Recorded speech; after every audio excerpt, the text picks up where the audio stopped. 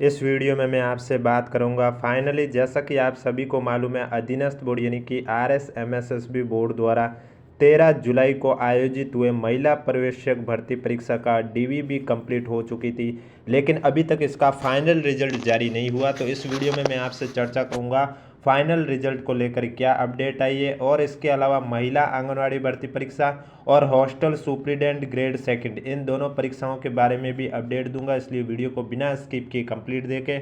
Video पसंद आए तो वीडियो को लाइक करें, चैनल जरूर सब्सक्राइब करें, क्योंकि आपको इस यूट्यूब चैनल पर महिला प्रवेशक और महिला आंगनवाड़ी भर्ती परीक्षा से जुड़ी कोई भी अपडेट आएगी, चाहे वो छोटी से छोटी अपडेट हो या बड़ी से बड़ी अपडेट हो, फिर चाहे वो आंगनवाड़ी के कोर्ट केस को लेकर अपडेट हो या महिला सुपरवाइजर के फाइनल रिजल्ट को लेकर अपडेट हो, आपको इस यूट्यूब चैनल के माध्यम से जरूर बताया जाता है। इसलिए अगर अभी तक आपने चैनल सब्सक्राइब नहीं किया तो चैनल जरूर सब्सक्राइब करें, नोटिफिकेशन भी ऑन रखें, ताकि जब भी मैं नई लेटेस्ट वीडियो लेके आऊँ अधीनस्थ बोर्ड के अंडर जितनी भी भर्ती परीक्षा उनको लेकर, तो सबसे पहले आपके पास पहुंचे। तो चलिए, सबसे पहले मैं बात करूंगा महिला प्रवेशक भर्ती परीक्षा के फाइनल रिजल्ट को लेकर। तो आप देख सकते हैं, अधीनस्थ बोर्ड के अध्यक्ष आलोक राज जी ने ट्वीट के माध्यम से ये जानकारी दी थी कि वुमेन सुपरवाइजर एग्जाम जो कि 13 जुलाई को आयोजित हुआ था, इसकी डीवी रिपोर्ट है वो मिल गई है, विभाग से डीवी रिपोर्ट है वो बोर्ड को मिल गई है, मगर 3 जनवरी से पहले इसका फाइनल रिजल्ट नहीं निकाल पाएंगे। यानी कि जनवरी के पहले या दूसरे वीक में आपको इसका फाइनल रिजल्ट देखने को मिलेगा। 3 जनवरी से पहले आप इंतजार भी मत करना, इसका रिजल्ट आपको नहीं देखने को मिलेगा। लिस्ट है वो बोर्ड के पास पहुंच चुकी है महिला प्रवेशक की, तो जब भी आपका फाइनल रिजल्ट जारी होगा तो आपको बता दिया जाएगा। इसी वीडियो में मैं आपके पदों के बारे में भी बताऊंगा कि इस भर्ती में कौन सी कैटेगरी में कितने पद है, क्योंकि आपने देखा होगा अभी जूनियर अकाउंटेंट का रिजल्ट आया था।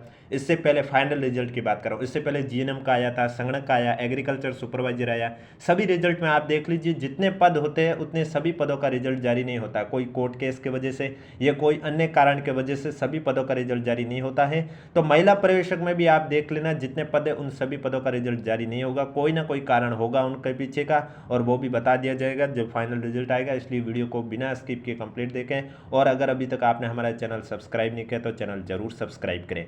पदों का वर्गीकरण आगे बात करूंगा, उससे पहले आपको आंगनवाड़ी भर्ती परीक्षा कोई अपडेट मैं पहले भी आपको बता चुका हूं। यह भर्ती कोर्ट में फंस गई है। क्यों फंसी है, इसके पीछे का कारण भी मैंने आपको बताया था कि आंगनवाड़ी भर्ती परीक्षा इसलिए कोर्ट में फंसी है क्योंकि इसकी डीवी कंप्लीट हो चुकी है। अब ऐसे ही आंगनवाड़ी और महिला सुपरवाइजर की भी वैसे डीवी कंप्लीट हुई थी, उसका भी मार्क्स जारी नहीं हुआ, उसके भी कट ऑफ जारी नहीं हुई, लेकिन आंगनवाड़ी में कोर्ट में स्टूडेंट गए हैं और उन्होंने कहा है कि इसकी डीवी भी कंप्लीट हो चुकी है। लेकिन अधीनस्थ बोर्ड द्वारा जो प्री डीवी रिजल्ट जारी हुआ था 20 सितंबर को, उसमें ना तो कई रिजल्ट में उन्होंने कट ऑफ का उल्लेख किया है, नए स्टूडेंट के इन्होंने मार्क्स जारी किए हैं। इस वजह से ये कोर्ट में फंसी है। अब इसकी जो नेक्स्ट सुनवाई है वो आपके होगी 6 जनवरी 2025 को। तो तब तक तो आप सोचना भी मत कि आंगनवाड़ी भर्ती परीक्षा का भी फाइनल रिजल्ट आएगा। 6 जनवरी को जो सुनवाई होगी, क्योंकि कोर्ट ने रोक लगा दी है नियुक्ति पर, और अब वो फाइनल रिजल्ट पर भी रोक लगाई हुई है कि जब तक स्टूडेंट के मार्क्स और उनके कट ऑफ के बारे में नहीं बताएंगे तब तक वो फाइनल रिजल्ट या फिर नियुक्ति है जो भी वो जारी नहीं कर सकते हैं। इसलिए 6 जनवरी को अब नेक्स्ट सुनवाई होगी, उसके बाद ही पता चलेगा उसमें फैसला क्या आता है, क्या अगली डेट दी जाएगी, या 6 जनवरी को जो भी अंतिम निर्णय आएगा आपको इस यूट्यूब चैनल के माध्यम से बता दिया जाएगा। तो ये मान के चलिए 6 जनवरी से पहले आपका आंगनवाड़ी भर्ती परीक्षा का भी परिणाम जारी नहीं होगा। महिला प्रवेशक का मैंने आपको बता दिया है, आपका 3 जनवरी से पहले जारी नहीं होगा। 3 जनवरी या उसके बाद जब भी जारी होगा तो आपको मैं इस यूट्यूब चैनल के माध्यम से बता दूंगा। अब मोस्ट बात करता हूं, बहुत स्टूडेंट को इम्पोर्टेंट बात है हॉस्टल सुप्रीडेंट ग्रेड सेकंड के डीवी को लेकर। बहुत स्टूडेंट को उसका वेट था और फाइनली आपका वेट है वो ख़त्म हो चुका है, क्योंकि 27 दिसंबर को डीवी को लेकर नोटिफिकेशन बोर्ड द्वारा जारी कर दिया जाएगा। कल ही अधीनस्थ बोर्ड के अध्यक्ष आलोक राज जी ने ये जानकारी दी है कि 27 दिसंबर को आपको डीवी की लिस्ट या डीवी को लेकर जो भी उनको नोटिस निकालना होगा वो निकाल देंगे, और इसके जो स्क्रूटनी फॉर्म है वो आपके नए साल से 1 जनवरी 2025 से विभाग द्वारा शुरू करवा दिए जाएंगे। स्क्रूटनी फॉर्म कैसे भरने हैं, या फिर डीवी की लिस्ट जारी होगी उसमें कितने गुना को शामिल किया जाएगा, कौन कौन से दस्तावेज तैयार करने, ये जब आपका डीवी का नोटिफिकेशन आ जाएगा तब मैं आपको इस यूट्यूब चैनल के माध्यम से बता दूंगा। इसलिए चैनल से जुड़े रहिए, क्योंकि आपको इस यूट्यूब चैनल के माध्यम से अधीनस्थ बोर्ड की हर भर्ती परीक्षा, फिर चाहे वो आपके JRA हो, सूचना सहायक हो, हॉस्टल सुप्रीडेंट हो, महिला प्रवेशक हो, महिला आंगनवाड़ी हो, स्टेनोग्राफ हो, LDC हो, पशु परिचर हो, CT हो, कोई भी एग्जाम हो, सभी एग्जाम से जुड़ी कोई भी अपडेट हो वो आपको इस यूट्यूब चैनल के माध्यम से बताई जाती है। अब महिला पर्यवेक्षक के पदों के बारे में बता देता हूं, कौन सी कैटेगरी में कितने पद है। जैसा कि आप सभी को मालूम है इस भर्ती में टोटल आपके 209 पद है, तो जरूरी नहीं कि जब आपका फाइनल रिजल्ट आए तो 209 के 209 पदों का रिजल्ट आए, ये कोई कंपलसरी नहीं है। अब 209 में से नॉन टीएसपी में आपको मालूम है 164 पद है। कितने पद है? 164 पद है।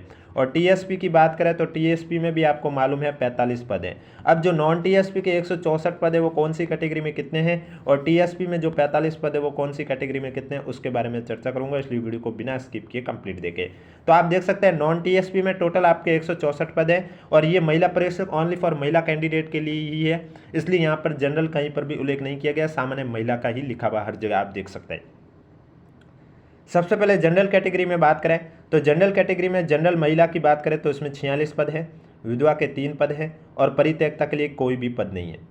अनुसूचित जाति की बात करें यानी कि एससी कैटेगरी की बात करें, अब परित्यक्ता वाला एग्जाम दे सकते हैं क्योंकि वो जनरल से सेलेक्ट हो सकते हैं, लेकिन उनकी खुद की कैटेगरी का कोई पद नहीं है, इसका अर्थ ये हुआ है। अनुसूचित जाति की बात करें तो एससी कैटेगरी की बात करें तो एससी कैटेगरी में सामान्य महिला के 20 पद है, विधवा का 1 पद है, और परित्यक्ता के लिए कोई भी पद नहीं है। अनुसूचित जनजाति की बात करें यानी कि एसटी कैटेगरी की बात करें तो एसटी कैटेगरी में भी आप देख सकते हैं अनुसूचित जनजाति में जनरल कैटेगरी में महिला में 43 पद है, विधवा में 3 पद है, और परित्यक्ता के लिए कोई भी पद नहीं है।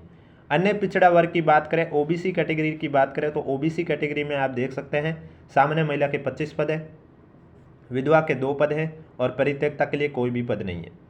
इसके बाद आपकी नेक्स्ट कैटेगरी आती है अति पिछड़ा वर्ग यानी कि एमबीसी कैटेगरी। एमबीसी कैटेगरी में आप देख सकते हैं सामान्य महिला के 6 पद हैं, विधवा और परित्यक्ता के लिए कोई भी पद खाली नहीं है।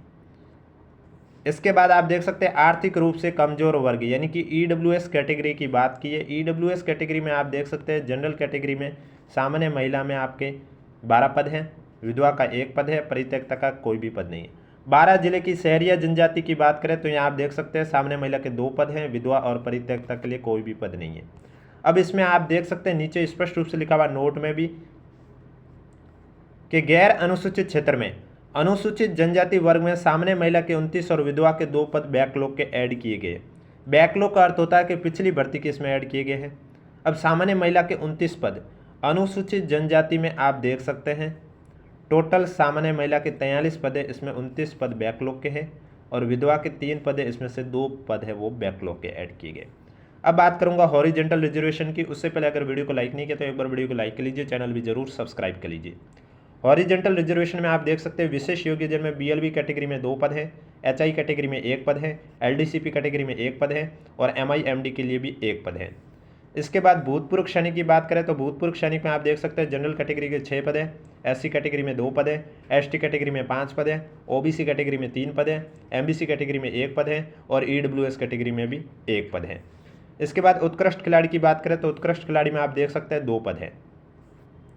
अब मैं बात करूंगा टीएसपी की। पहले जो मैंने बात की वो नॉन टीएसपी की थी, अब मैं बात करने जा रहा हूँ टीएसपी में।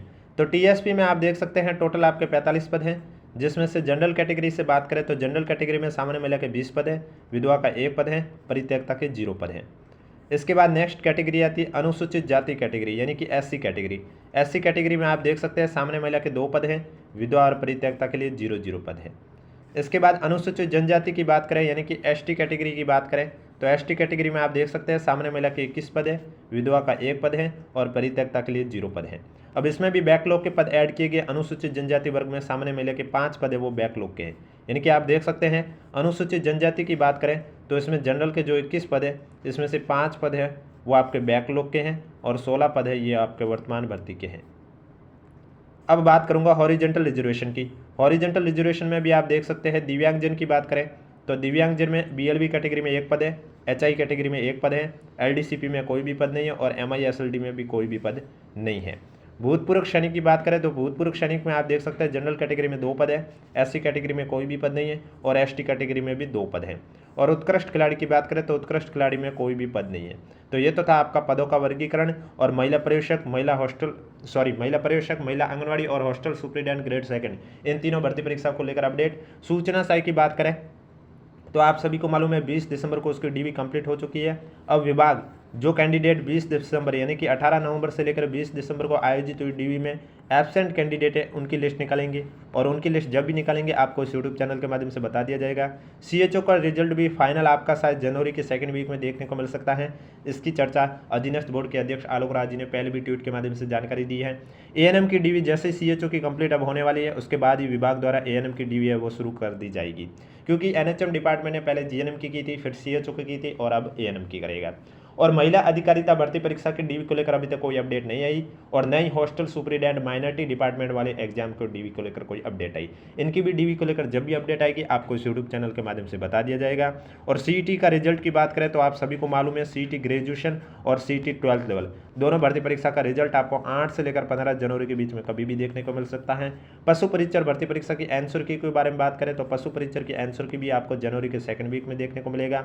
और एलडीसी की टाइपिंग टेस्ट आप सभी को मालूम है जनवरी के लास्ट वीक में आयोजित की जाएगी, और इसको टाइपिंग टेस्ट को लेकर इंस्ट्रक्शन भी जारी हो चुके हैं, लेकिन जो डेमो है टेस्ट का वो अभी तक वेबसाइट पर अपलोड नहीं किया गया, वो जब भी अपलोड किया जाएगा आपको मैं बता दूंगा। और स्टेनोग्राफ का तो आप सभी को मालूम है, कल आपने देखा होगा 15 गुना भर्ती परीक्षा का रिजल्ट जारी हुआ था, उसमें कट ऑफ भी बताई थी, 15 गुना कैंडिडेट को भी सेलेक्ट किया गया है। अब स्टेनो के टाइपिंग के इंस्ट्रक्शन अभी तक जारी नहीं हुए, वो भी आपके जब भी जारी होंगे आपको इस यूट्यूब चैनल के माध्यम से बता दिया जाएगा। इसलिए इस यूट्यूब चैनल से जुड़े रहिए, क्योंकि आपको इस यूट्यूब चैनल के माध्यम से अधीनस्थ बोर्ड की हर भर्ती परीक्षा से जुड़ी पल पल की अपडेट दी जाती है, चाहे एडमिट कार्ड को लेकर हो, आंसर की को लेकर हो, पेपर एनालिसिस को लेकर हो, और क्वेश्चन ऑब्जेक्शन को लेकर हो, प्री डीवी रिजल्ट हो, फाइनल रिजल्ट हो, या फिर डीवी से अपडेट कोई हो, या फिर कोर्ट में कोई भर्ती अटकी है तो कोर्ट से लेकर कोई अपडेट हो। सभी अपडेट आपको इस यूट्यूब चैनल के माध्यम से बताई जाती है।